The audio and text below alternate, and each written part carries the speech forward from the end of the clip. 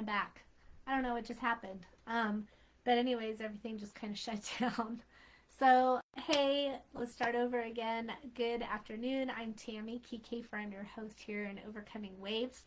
And I wanted to get on here and talk a little bit about something that I don't feel like we talk enough about, but it's just such a huge, huge part of who we are, how we conduct ourselves in our lives, how we relate to people, how we form connections with people. And I wanted to talk a little bit about attachment and being vulnerable. And you're gonna have to bear with me. I think if you remember last week, I felt like something was kind of coming in and was coming for me, and it sure did. Whatever this respiratory thing is that is going around, um, yeah, it took me down. So coming back from it, my voice is probably gonna be in and out. Might have a little bit of coughing, but I'm here, and I appreciate you guys being patient with me.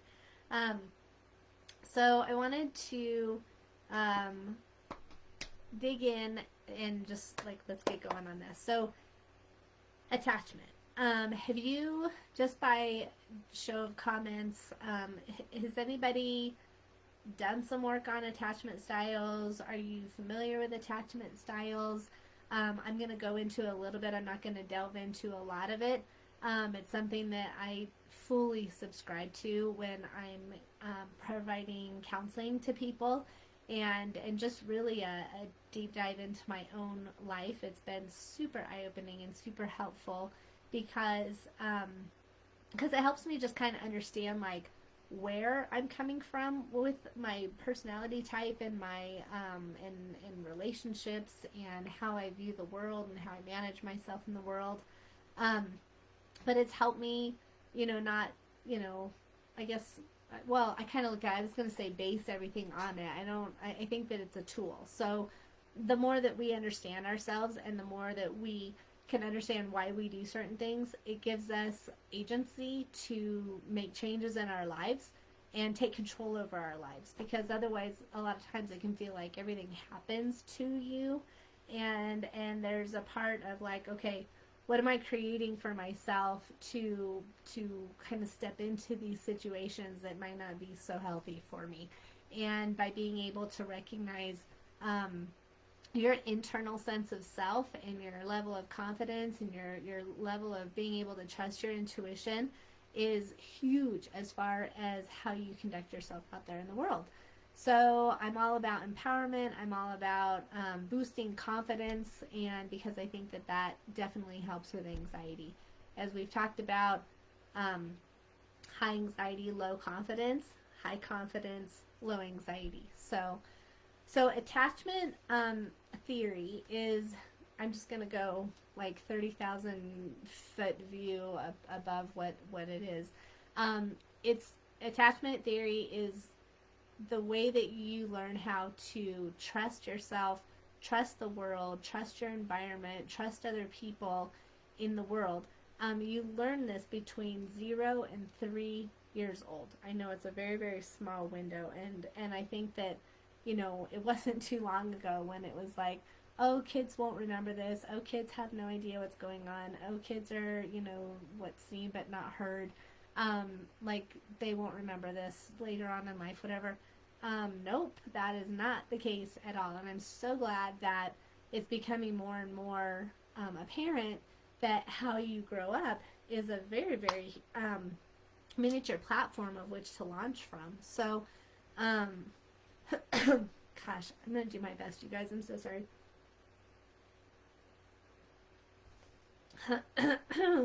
Okay, so basically, there are four main types of attachment.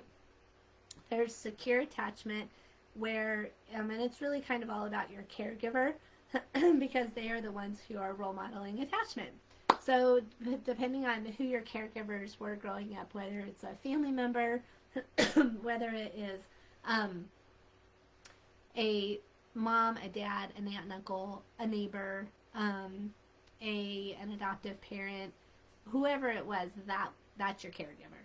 And depending on what was going on with them in their lives, and also how they attached and how they grew up, and then how they're regurgitating what they learned, is how you end up attaching. And so um, basically it's really how people learn to be empathetic and grow a sense of empathy. So in a secure attachment, your caregiver or caregivers, there was a lot of consistency. There was an encouragement to be who you were. There was a encouragement to be autonomous. There was encouragement to be independent. There was an encouragement to question things, to take calculated risks, in a container, in a secure, in a healthy sense of what is expected from somebody 0 to 3 years old. So basically, and none of us came out of an attachment period perfectly. So, even like the most secure attachments, there was still stuff that went on in there where it disrupted a sense of trust, because we're humans and you can't get away from that. I use an example of, like, even if you were in your, as a baby, you were in the grocery cart, and your person had to run around the corner to grab the mayonnaise because they forgot it on that row, and then they came back. Like that, oh my gosh, where did my caregiver go? Getting lost in a grocery store. Maybe your caregivers went out on a date, or they took a vacation and you stayed with somebody else, or whatever it is. Nothing can be perfectly consistent, because that's not life. So we all had these little things that happened that made you stop and go, wait a second, this disrupted my environment, and what just happened? I thought you were going to be with me forever and always, and you took a trip. Now what? Now I'm left to myself to figure out what to do. So as a parent, I remember when I was learning about I wasn't a parent when I learned about attachment, but becoming a parent, and knowing about attachment, I was a little bit nervous, just as far as like, oh my God, I'm totally going to screw my kids up. And it's like, yeah, I totally did things to screw my kids up, but who doesn't, I think that there's not that perfect world, and to have some level of screw up in your life is a good thing, because it helps you become resilient. It helps you learn how to manage conflict. It helps you learn what to do in really tough situations. So, there's extremes to all of this, but yeah, so I guess, okay, so that's secure. I don't want to go on too many rabbit holes, because I definitely can do that. Oh, Zoe's joining us. Hello. So so that's secure attachment. Avoidant attachment is where you had a caregiver that was unavailable, maybe because it was they had 3 jobs they were trying to manage, and they weren't home a lot. Whether there were mental health issues, maybe they were, fighting major depression and they just weren't available, or anxiety, or schizophrenia, or bipolar, or whatever. Maybe there was a lot of substance abuse going on, and they weren't there in the way that they needed to be to help you as a 0 to 3 person with that consistency. So there was kind of a hands-off approach. Maybe they learned hands-off. Maybe it was that whole thing of kids should be seen and not heard. So whatever it was, if you were subject to that type of attachment, you grow up to really kind of not trust people. It's like, if I'm going to get anything done, I'm going to do it myself. And I can't rely on other people. And I don't want to hear about anybody's drama stuff, because I don't have time for it. Or it could be, a lot of times, it can be under that category of very, very self-centered, or narcissistic personality, or even the antisocial, 0 empathy. A lot of times, like the murders, the serial killers, things like that. Those were people who really didn't have empathy, and so they grew up. Sorry, I hope this isn't distracting. They grew up feeling like, I don't rely on anyone, because I don't trust anybody, because no one is going to be there for me, and I'm not going to be there for anybody else. So there's definitely a lot of insecurities underneath that, but they're overcompensated for with this, like, I'm always right, my way or the highway, I don't need anybody else, I do it the best, whatever. We all know personality types like that. And we also all have a little bit of that as our own personality style. It just comes up at different times. So key number one that you'll always hear me talk about is awareness. And you can't change something if you're not aware of it. So under the avoidant attachment style, it's really difficult to connect with people. I think that there's probably not a lot of anxiety in a person with avoidant. And again, there's a spectrum, but I want to look at like anxiety in each of these categories, because there's just that sense of like, I don't need anyone. Like, emotions are so stifled, emotions are so shoved under the rug that when an emotion pops up that could be negative, it's immediately countered with anger or blame, or it's not my fault, it's you, it's not me, I'm leaving you, I'm out. There's not a lot of healthy conflict resolution that goes on with this type of attachment style. And so there might not be a whole lot of anxiety. I mean, at the end of the day, we're always stuck with ourselves. So however people with an avoidant attachment, however they, organize their emotions, a lot of times it's with avoidance, denial, blame, anything that's very, very guarded. And it's a tough way to live. There's, you can be kind of a lonely person at the end of the day, or maybe you're a person who might not be lonely, but you have lots of surface connections. So you could possibly lack deep connections, because a deep connection with somebody means that you've got to be vulnerable.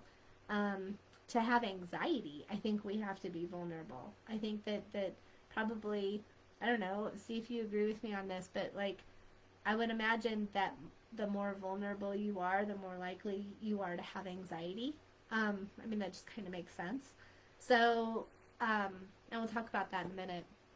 So the next type of attachment style is the fearful, or it's actually called disorganized. So that's where your caregiver is kind of all over the place, like very erratic. There's very low emotional regulation.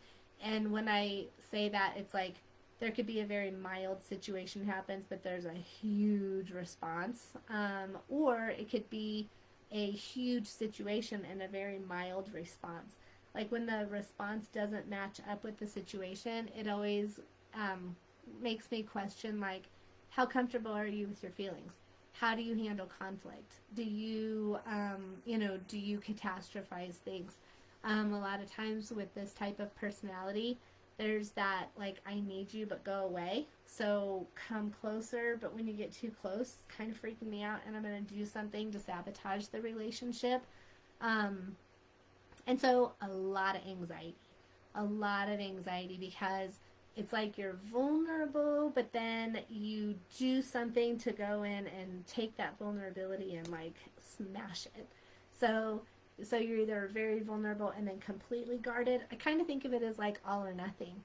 But I think that sometimes, like when I'm working with a person like this in my practice, they're always chasing their emotions, if that makes sense. So they don't trust their intuition. They don't trust that it's going to be okay. They don't trust that, like, no matter what comes at me, I trust myself that I'm going to be able to manage it. It's almost like I don't know what's coming around the corner. There's that sense of anxiety. I'm going to either embrace it and take it all over, or I'm going to completely shut it out. But it's a way of coping because they think that that's going to keep them safe. But in the meantime, it kind of creates chaos, like in every aspect, area, and corner of their life. So yes, definitely a lot of anxiety in that sense, because the fear of rejection is so huge. So maybe you see again, spectrums to all of this stuff, you guys. I don't need to keep saying that over and over again. I just don't want you to take like what I'm saying and like, oh, this is it, because there's a huge spectrum to all of this stuff. But maybe like you look at a caretaking type of person, someone who's going to like morph themselves into whatever somebody wants. So they could, and seriously, like you could see somebody morph 5 times a day. They're one person at work. They're one person when they go get some coffee at Starbucks. They're another person when they take a break and they're out by the water cooler. They are a different person when they go out to dinner that night, and then they're a different person when they go to sleep and or at home in their comfort zone or something. And the reason is because it's like, what does this person want me to be? Okay, gotta shift that. What does this person want me to be? Oh, okay, I'm shifting. What does this person want me to be? And so what you're seeing is like, they don't trust themselves. They don't maybe even know themselves. So one thing to step back from is like, what did I grow up with? Was I encouraged to have my own opinion? Was I encouraged to if I had a differing opinion, was it okay? Were my caregivers like, oh, that's really interesting. Tell me a little bit more about that. I want to hear more. I want to understand where you're coming from. Or was it like, how dare you have an opinion like that? Are you crazy? Or it's like, oh my gosh, you're the greatest person in the whole wide world because you have this opinion and I align with you.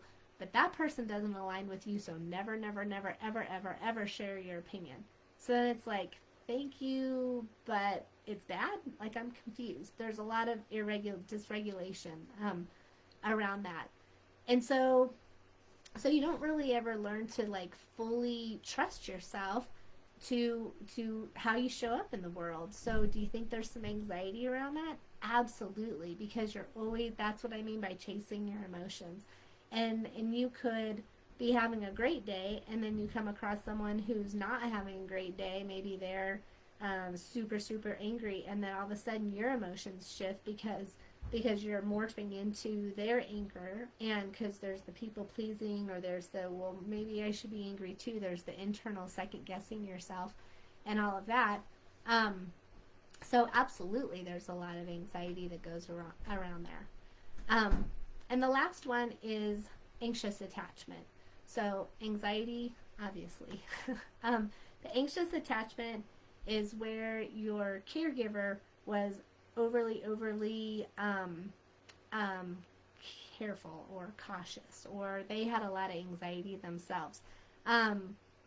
Maybe there were some inconsistencies with it, but overall it was like, no, don't ride your bike, it's going to be bad for you. Don't go in the pool because you'll never be able to swim and you can't swim, but I'm never going to get you swim lessons.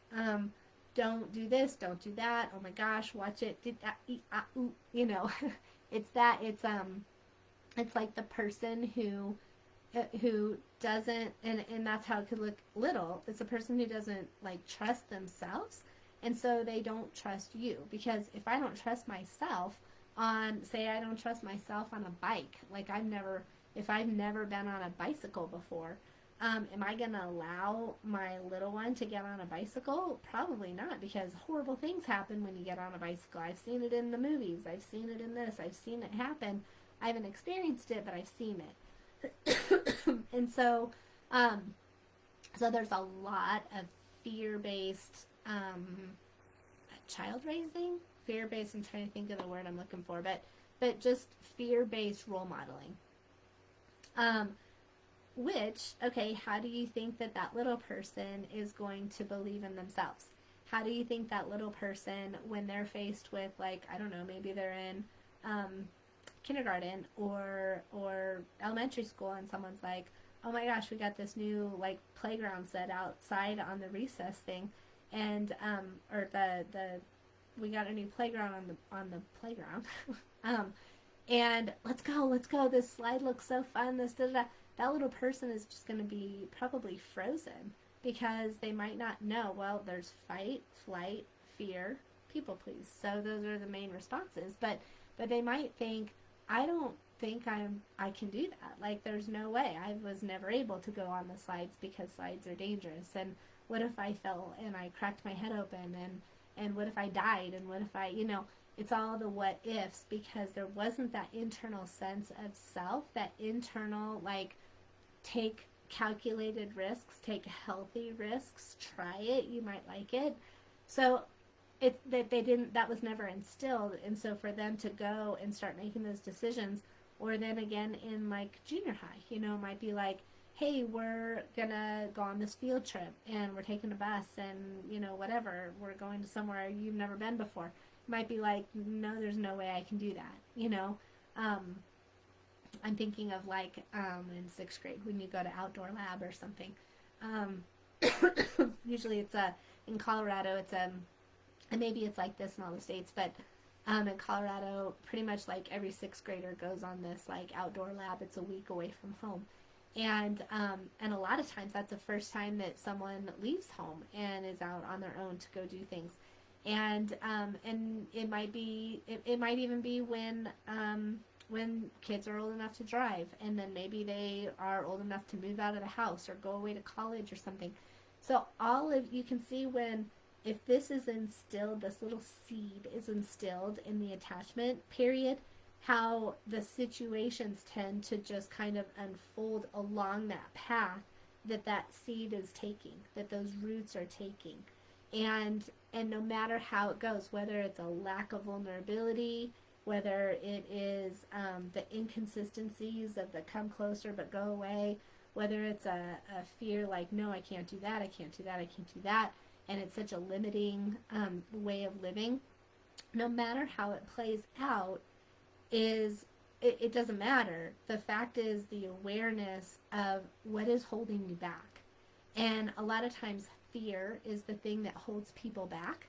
And that's kind of what anxiety is all based on. It's fears, it's unknowns, it's what ifs, it's worst case scenarios. It's the not having a sense of control over your environment. Again, not that you have to have control over people, because that doesn't work, but to know what's coming around the corner, to be able to have a sense of control over your environment. We all need that. And if you don't feel that, here's your journal entries. This is, what is holding me back? What are the fears that are holding me back? What are these belief systems that I've grown up with that are working for me, and belief systems that are not working for me? And then you have that opportunity to question it. Go out and read, go out and listen to podcasts, go out, and I go over in my Preparing for the Jungle, the book. There's also an online course, Preparing for the Jungle. It has worksheets in there. It goes over like all kinds of different things as far as family roles, and then it's very sequential. I've put this together as a strategy, but there's knowing your family roles, and then going over attachment styles. What was your attachment style? What was your personality type that came from that? Why are you attracted to certain types of people? How fear can hold you back in your life? How to communicate. It goes over all of these things so that you can feel like you are a whole person. Like you've got this sense of empowerment. You've got this sense of, I'm in control of my life. I know what I want going forward. I'm learning to manage my anxiety so that it doesn't control me. Because I could go on and on about how fear's okay. There's a good part of fear. Fear is not a bad thing. Anxiety is not a bad thing, but you've got to have an awareness of it, and there's that fine line where anxiety is helpful and motivating, but then all of a sudden where it turns and it's holding you back from things that you wish that you could do differently, like find a sense of peace, like enjoy your life, like take risks that you need to take in order to grow and change, and because life doesn't just stay in a plateau. So anyways, this is like a quick snapshot of your attachment style, understanding what your attachment style is, understanding the level of vulnerability that you are allowing yourself to show up in your life with, and if you're having a tough time with that vulnerability, asking yourself, why am I having a hard time being vulnerable? Because vulnerability is a basic need in life. Like, you can't just go through yourself guarded and claws out and ready to, well, I mean, you can, but you're probably not going to feel very fulfilled at the end of the day. So as far as anxiety goes, all of the things that I talked about today help to improve your confidence, improve your sense of self, your internal sense of self, teaching you to rely on yourself to find your own happiness, to find your peace, to manage your life, to manage your emotions. And it's just such an important thing that I just don't think that we talk enough about. So anyways, I hope that this was helpful. I'd love to understand where you guys, how you see this, your own perceptions on attachment and anxiety and vulnerability. And I love your comments, your experiences, and I'm just curious, like, how did this land on you today? So, let's get the conversation going. I appreciate you guys. Thank you so much for being here, and I will, mark your calendars for April 11th. I have a little surprise coming around the corner, and I've been working on this for a long time. It's not the book. The book is coming, but the book is not yet. It's different. So, but mark your calendars, April 11th. I'm gonna keep you posted, but I'm not gonna spill the tea yet. And I will, but I'll plan on seeing you next week. Okay.